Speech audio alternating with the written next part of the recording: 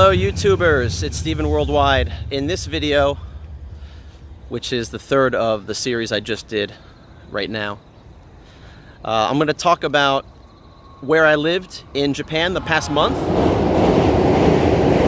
and some interviewing I'm doing right now and what my prospects look like for now and the next couple months. Alright, so if you watched my last video that you saw what happened to me, I was offered a job from the company I worked at, and then in a 3 or 4 week time, for some unknown reason that they are deceitful and dishonest in telling me exactly what it was, because I guess that is the way of the culture here. It's better to just deny, and it's better to be dishonest than to be confrontational and just to be transparent or open. So they don't tell me why, but they took the job away from me. They gave it to me and then they took it away. So kind of throwing me for a loop, throwing all my plans all over the place, and I had to regroup and decide to do something different, which I'm doing right now.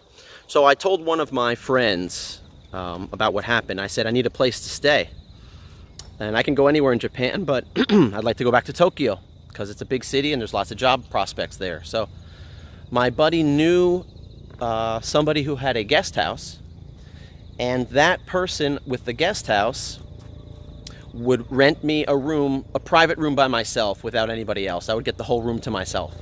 I said, okay, fantastic. I'll share a room. I'll share a house with my own room just for a month until I get a job on a full-time, full-year contract, and then when I know where I live, then I'll rent an apartment on a more for a year-long contract for an apartment. And what he got me, I didn't realize where it was, but it's actually a Korean woman who's married to a Japanese guy.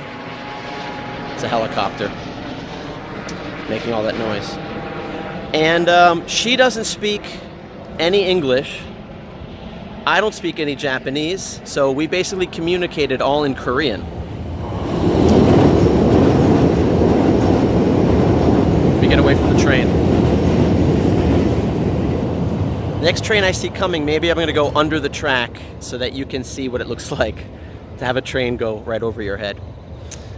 Yeah, so I communicated with her on Kakao Talk, and I rented out a room in her house for a month, and it was not cheap.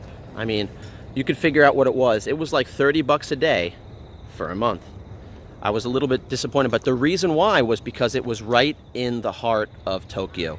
It was in Shin-Okubo, which is Koreatown. It's in Shinjuku, Tokyo, but that area, Shin-Okubo, it's all tourists and Japanese and people from all over the world. It's kind of like Itaewon in Seoul, but it's all Korean restaurants, and it's all cosmetic shops and K-pop shops, and anybody who loves Korean Hallyu, the Korean wave, Korean culture, they go to Shin-Okubo. So it was right there. I mean, it's like living in Times Square in New York City. It's like living a 5-minute walk away from Times Square. I mean, it was right in the heart of Tokyo. So I spent the money, but it was cool to be there for a month. Train is coming. I'm going under the track. Let's see if we can catch it.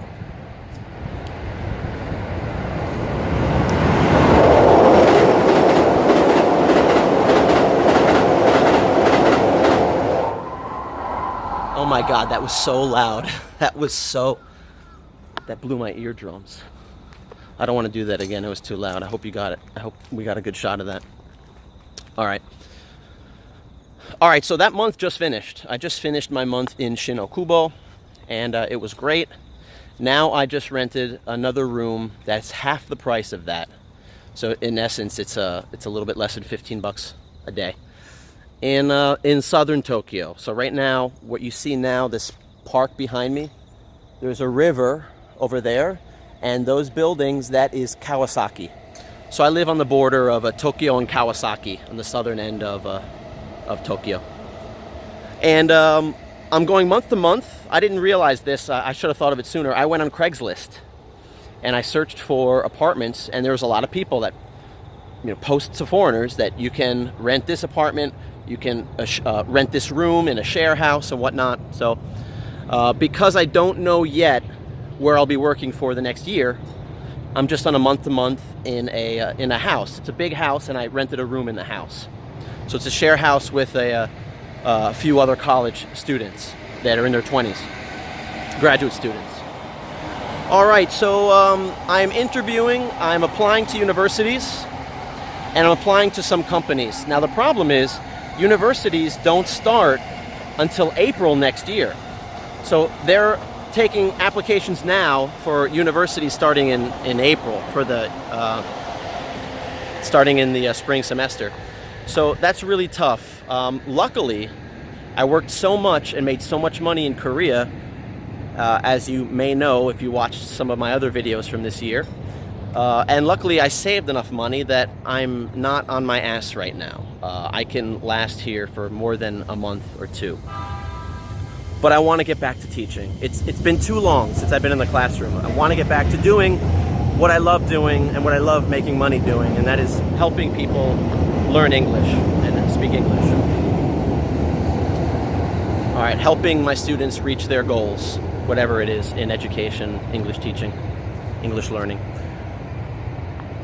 So I'm making applications, and one of the differences between applying to universities in Korea and applying to universities in Japan, maybe this is a bad spot with all the trains, but it's interesting. All right, so I talked about what was difficult getting university jobs in Korea. All right, they want 2 to 4 years experience teaching in university, and it's a catch-22, because how do you get into university with no experience, right? You need to work at a university to get university experience, but they won't hire you if you don't have any experience. So how the hell do you get in there? Well, you need, I want to say that you need the minimum requirements, but you don't even need that. It seems like you need a combination of either damn good luck, or you have to know the right people, and you need perfect timing. You need perfect timing, they need a teacher, and they can't find anybody else, and you're well qualified enough for the job. Somebody vouches for you, or you go to KOTISL, you go to other organizations where teachers gather and give lectures, and they know you that way. It's difficult, and there are so many teachers in Korea that every time they post an online job app for university, they get 100 resumes. And I have a friend that applied, and she got into university, and she told me that like 2 or 3 of them had doctorates for just a basic, teaching English to freshmen at college job. And they're paying, the pay is the same as what you would get. You think you make a lot of money at university in South Korea? Not in the beginning. That you can make the same working for teaching kids at a private school, at a private academy. So I ended up just going for the money instead of trying to get the university job. So I have a CELTA, which is the best certification, one of the best practical certifications for teaching English to adults. I spent almost 2 years getting a master's degree in education. And it just seems like it doesn't mean anything. I hate to say that.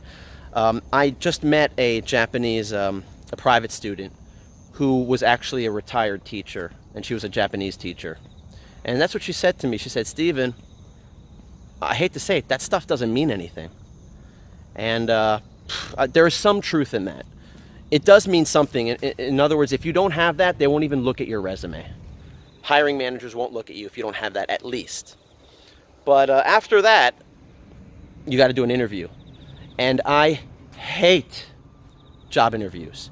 I've avoided job interviews as much as I could over my professional life.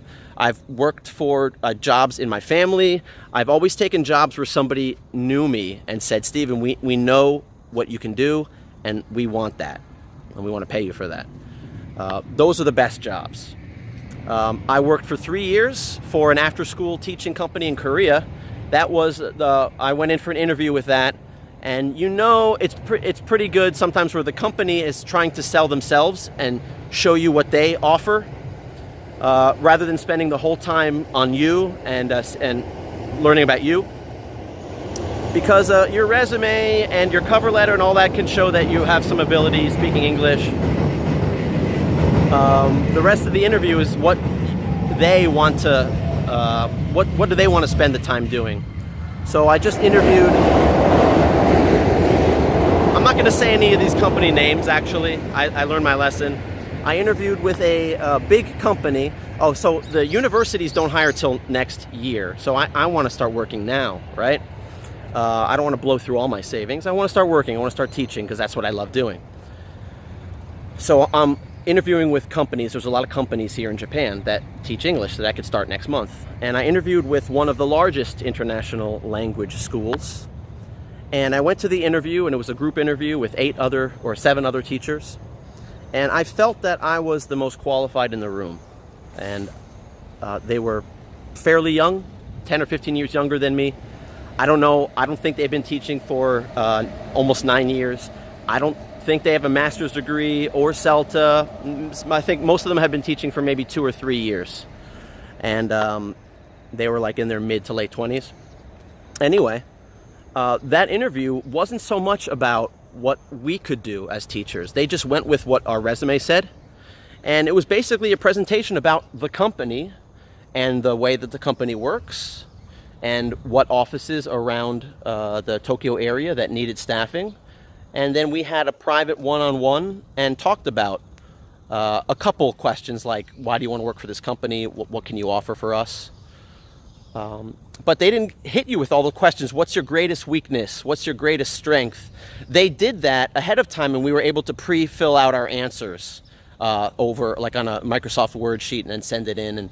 And you might think that that's cheating, but you know, they read that and they kind of hinted to that during our interview. And it was just a 15-minute interview.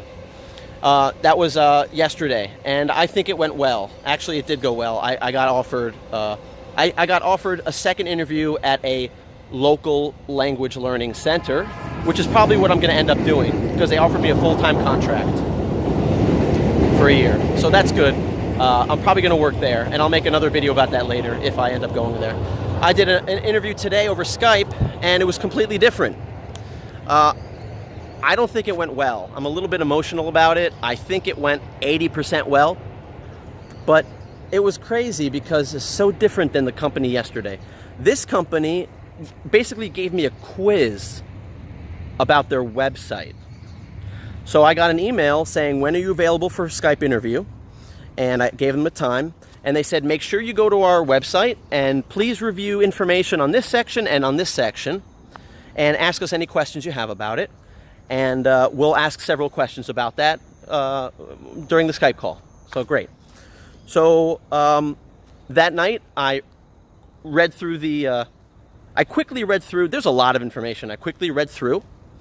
And then an hour before the interview, I went through it again. And then the call came. And the call was fine. I used my smartphone, and I got dressed up in formal attire or business attire. And what do you call it? Semi-formal, where you wear a shirt and tie and a jacket. I guess formal's tuxedo, right? So business attire. And the question was, why do you want to work for our company? What can you bring to our company? And that was totally an expected question, and I did well. And then I got quizzed on website things.